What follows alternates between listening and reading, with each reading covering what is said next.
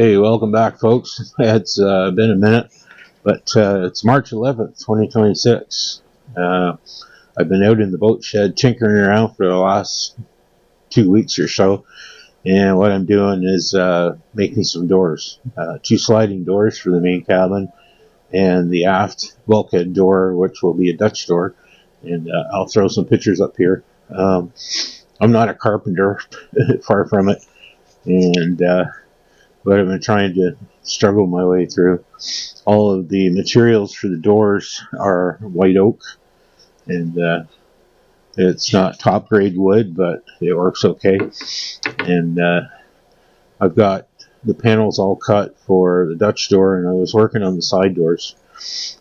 And I originally planned to use this honeycomb material for the core of the doors, and I ordered two 2-foot by 4-foot sheets, and one was 24¼ inches wide, which wasn't too bad, so I could cut it down to size. And then the second one was only 22 3/8 of an inch wide, which is about 3/4 of an inch too narrow. So we know where they got the extra 3/4 of an inch on the other panel. So anyways, scrap that idea.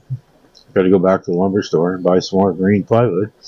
One of my favorite activities, buying marine plywood. Anyways, but I got to the point where I've cut the apertures for the windows, the window in the Dutch door, and this is the window that's going in it. It's from Wind Industries or Wind Marine. I'll put the link in the description below. These are highly regarded top rate windows, and we bought them 3 years ago. Maybe 3. Anyways, we spent a crap pile of money on them, but they're great windows, so their reputation had preceded them, and I read all about them, so we decided to go that way. Now, they're not exactly cheap. We had to sell Lori's car to pay for them, but she was good with that. So anyways, these are the windows that will be going in the doors, and looking forward to getting that done. We should be able to install them this year when I get the cabin sides painted and the cockpit faired and painted, and we can begin to install it.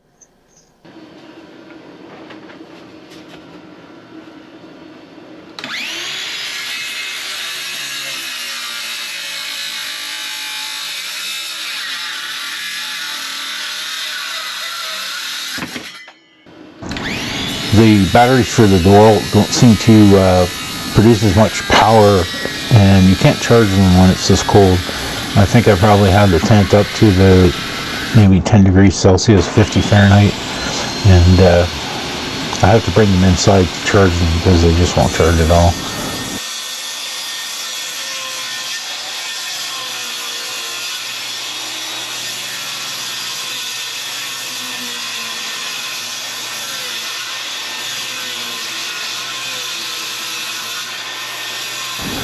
I've standardized the size of the frames that go around all of the doors, and it's 2 inches wide, 3/4 of an inch thick, and the interior side has a 1/2 inch by 1/2 inch rabbet, which will accept the recessed panel.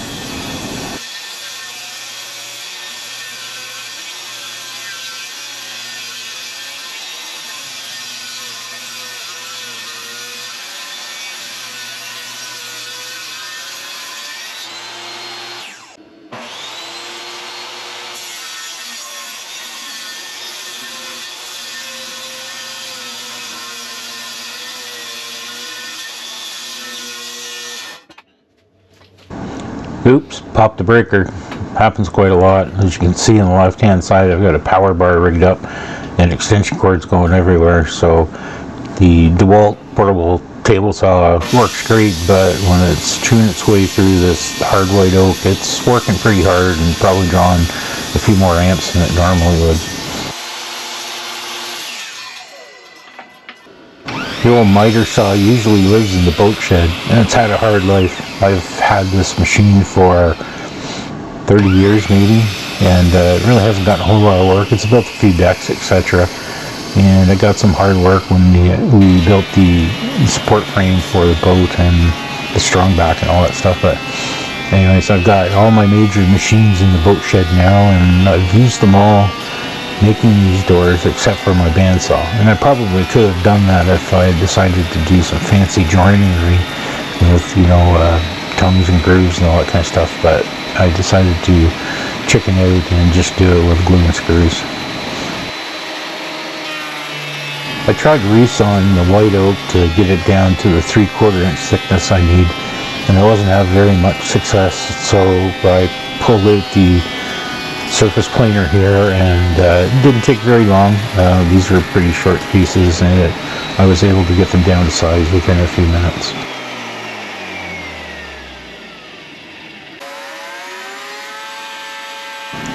I've sped up this clip of me milling the stiles, I guess you would call it, the rebate that's going to hold the recess panel up 2 times because it takes quite a bit. The machine works pretty hard cutting through the white oak, and I have to do it a 1/4 inch deep at a time.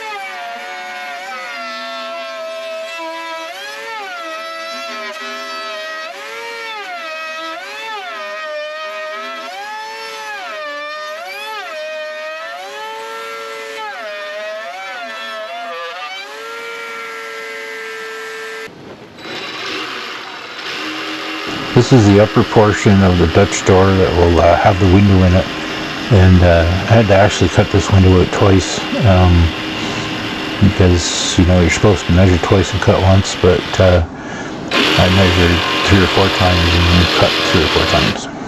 Typical for this job.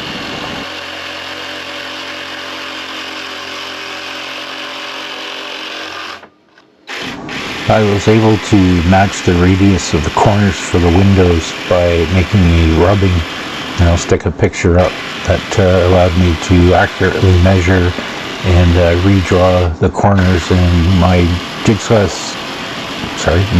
skills have gotten a little better, and I managed to stay on the line, which was quite amazing.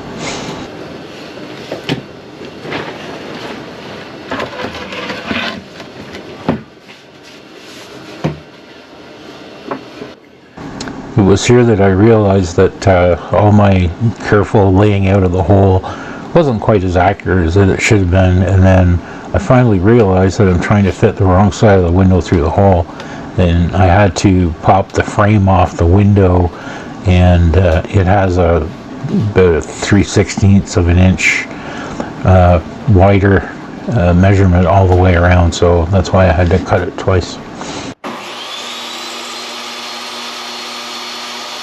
This is one of the honeycomb panels that I plan to use as the core in the side doors on the main cabin, and it's pretty cool material.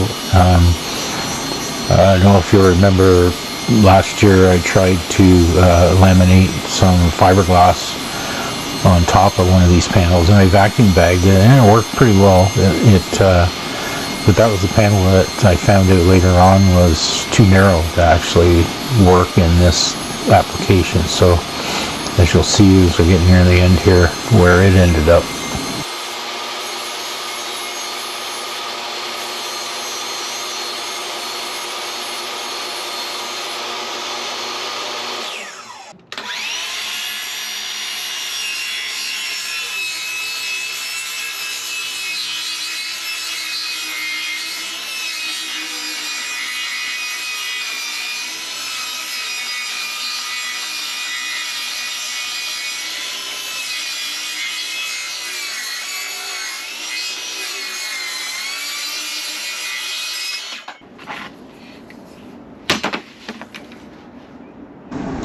This is the undersized panel, and you'll in the next few seconds you'll see what I end up doing with it. This is the one that I actually laminated the fiberglass on last year, and you can see where some of the epoxy had bled through the panel.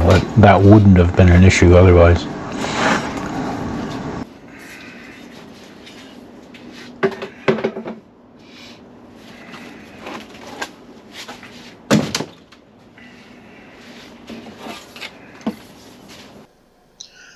So other than that, there hasn't been a whole lot going on around here. We're just waiting for a massive freezing rainstorm to come over our heads. And we've had some pretty crappy weather this winter, but that's life in the Great White North. So I'd like to thank everybody for sticking with us and coming back to watch our videos. And we hope you're all well and happy and good. So from Lori and I, thanks very much. Cheers.